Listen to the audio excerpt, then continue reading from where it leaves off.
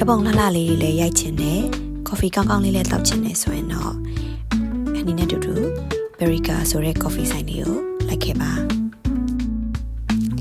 ဒီဆိုင်လေးကရွှေတောင်ကြားထဲမှာဖွင့်ထားတဲ့ဆိုင်လေးဖြစ်ပါတယ်ဆိုင်ထဲကိုစဝင်လိုက်တာနဲ့နေရာတိုင်းကတပုံရိုက်ချင်စရာနေရာတွေကြီးပါပဲ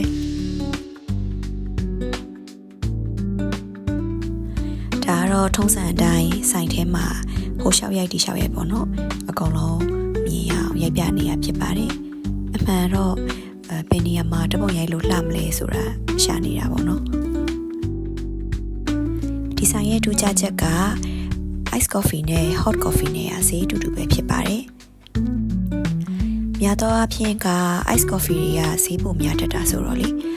ဒါမဲ့ဒီဆိုင်မှာကတော့အပူပဲတောက်တောက်အေးပဲတောက်တောက်ဈေးရအတူတူပဲ